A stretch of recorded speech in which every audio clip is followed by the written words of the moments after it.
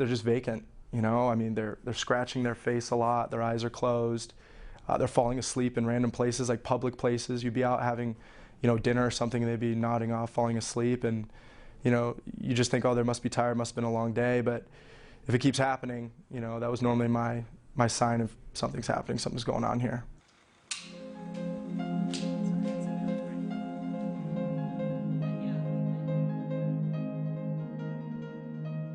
The problem with prescription drug abuse is many times is they're not being taken in the way they're legally, medically, and socially supposed to be taken. Here, because there's nothing really right there. Does that look okay? Should we move that picture, or is that okay? There's a picture right there. It's all right. You start to take these medications, and for some people, they quickly become a real problem for them. Things spiral out of control very, very fast.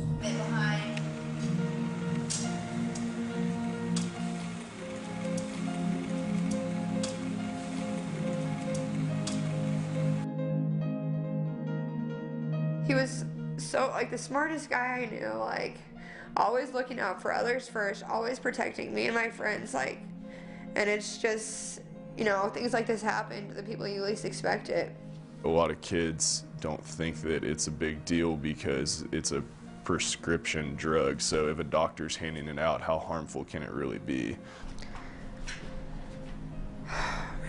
If someone really wants to get their hands on it, they can. It's pretty easy, to be honest, which is really scary about it.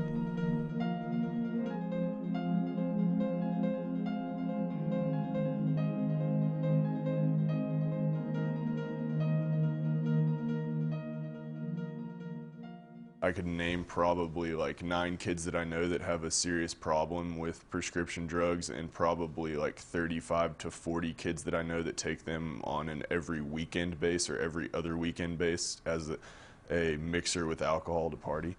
A lot of times when college students, you know, leave their parents' home, kind of leave the nest, they want to celebrate, they want to have a good time, they want to be independent. To be honest with you, a lot of kids that are having these issues are kind of immature. They don't really understand what they're getting themselves into.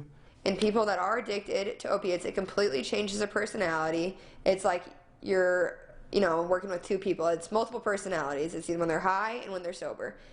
I think that it's a big problem for kids, and they don't realize it until it's too late. There is no one demographic for people who are addicted to prescription drugs. You'll see it in young people, you'll see it in middle-aged people, you'll see it in all socioeconomic statuses. Prescription drugs doesn't favor one group versus another. You know, drinking obviously is a big thing. You guys go to ASU, you know, a lot of people drink at this school, but before you turn 21, prescription drugs are actually probably a little bit easier to get than alcohol is. You got to worry about who's going to buy it for you, getting a fake ID, those kind of things. Where prescription drugs you can get from someone that had an injury and thought he'd make a quick dollar instead of, you know, taking the prescription drugs himself. So it's actually easier to get than alcohol. It's not cool to take these drugs.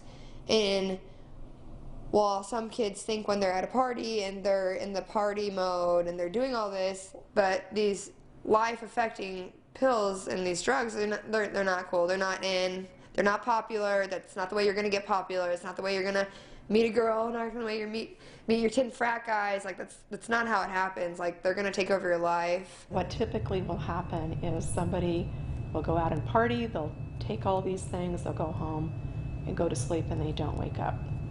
They go to sleep and they don't wake up, and that's what happened to my son.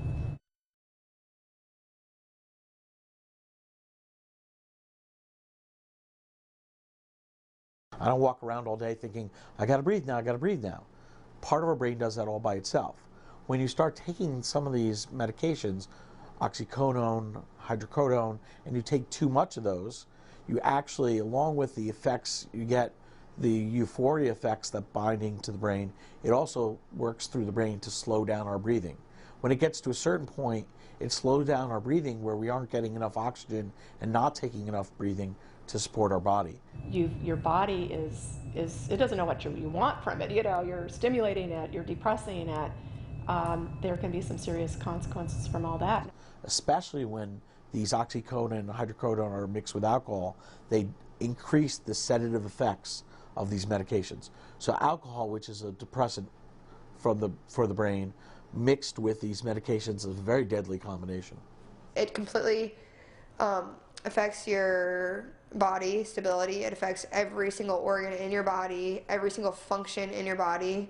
And, taking a nap or taking a Tylenol isn't going to help that when it's affecting like your bodily function and your organs. You're going to have to go to a doctor. Most people don't want to know don't want to know how the sausage is made. They just want to consume it, and they don't want to know about the withdrawals or the negative side effects. And I think that most people that are prescribed it by a doctor that become addicted are hoping that that doctor prescribes them a level that won't ever cause them to get addicted, and then all of a sudden they wind up that they are addicted. I remember my son getting Vicodin for the wisdom teeth he had pulled. That's typical, very, very common. Many of the pharmaceuticals have really set up relationships with doctors, and it's not just the pill mill doctors. It can actually be your doctor, my doctor. I specifically know of people that go to doctors in the Tempe area, and they just go in there and they say that, I'm stressed from a test, and then that doctor will give them whatever prescription they need. It's all about money. Yeah, and I would never have guessed that. I knew, you can suppose that there may be some cruddy doctors out there, but what I've learned is they are more prevalent than you would ever know. And even those that are well-intentioned and are good doctors may be at times prescribing for their own self-gain in some way.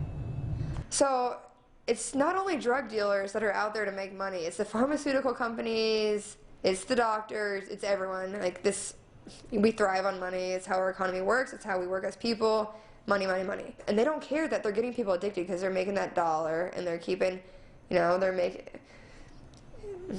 A doctor is just as bad as a drug dealer, and possibly even easier to find in these days in 2010. A dirty doctor. You have to take control over your own health and do a sanity check. If you were given a medication by your doctor, don't necessarily assume that it's what you need. You can tell often how you react to a medication right off the bat, and if you see any kind of strange reactions or don't feel comfortable, if there's a red flag that in your mind kind of goes off when you are prescribed anything, I think you really have to pay attention to your gut instincts and really do some investigation. Go on the web and find out what you can about those medications. I think there are also people who get medications who doctors shop, who go to different doctors with very legitimate complaints. They've learned if they go with these legitimate complaints, they're likely to get medication. So we see that in some areas. Is that I am? No, you're not. Okay.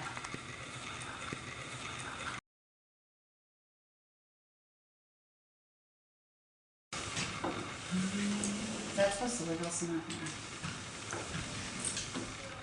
And you hear about the crazy things that are happening with kids far younger than us, actually having parties where they'll just empty their parents' medicine cabinets and throw them all in one bowl and snatch a handful. I mean, that's really dangerous, but it's accessible. All they got to do is walk to their parents' bathroom. Prescription drugs, especially Oxycontin and Percocet and those painkillers, became a really big deal on this campus until like a year and a half ago probably, and I don't know where it came from, but it happened. It's that social setting, it's that social pressure, it's the need for people to fit in and to be part of the group. Their friends are hugely important to them. Drug dealers go and advertise where they can make money. They hit the frats. They know which frats have money. They know which frats like to party. They hit them, and they just go door to door. And you make one friend with one person, and you're in. That's all it takes. They just need to make one right person. The phenomenon, I think, is when you look at seniors, especially in today's economic climate we're in, what's your job going to be? The money that maybe your parents or maybe that grant is helping to care for you and take care of your expenses is going away. You're going to be on your own. You're going to be on your own 2 feet. You've got finals, coming up, and in Joey's case, he had just finished finals.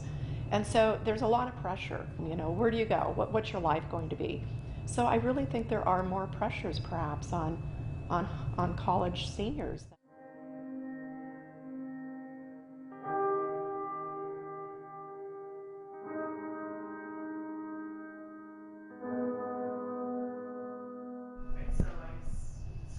Okay, you're all set? Okay. I think the qualities about Joey, just from the very earliest moments of his life, were he was just so happy. He was a really, really happy kid. And, you know, when I think of Joey now, it's always with a smile on his face, because he just really had a genuinely, he didn't have stresses, it didn't seem. He didn't get upset really easily, just a really easygoing nature about him. He was very interactive. He enjoyed, just kind of, communicating with us. And so just a happy kid. But in terms of college, trying to decide where he wanted to go to school, his number one requirement was that it be a Pac-10 team, Pac-team school. And so when we started to go out and look for colleges, those are the only ones we visited, and came to ASU. And he walked on the campus, and it was just like, this was it. I don't know if he had checked it out in advance. It wasn't like him to do this, but had he found out this was a party school, and had he heard that there were beautiful girls everywhere, which he found to be the case, of course. But anyway, ASU was it. I met Matt freshman year, spring break, Rocky Point. We just had a great connection, clicked, pretty much love at first sight, and ever since that moment, things were great. Born and raised in Manhattan Beach, California. Matt's a really outgoing guy, nice, probably one of the nicest guys I've ever met. Got his head on straight, business mind, just trying to be successful, a really nice guy. Popular in his fraternity, good-looking kid. Was in the W.P. Carey School of Business, a great school, and normal, everyday guy.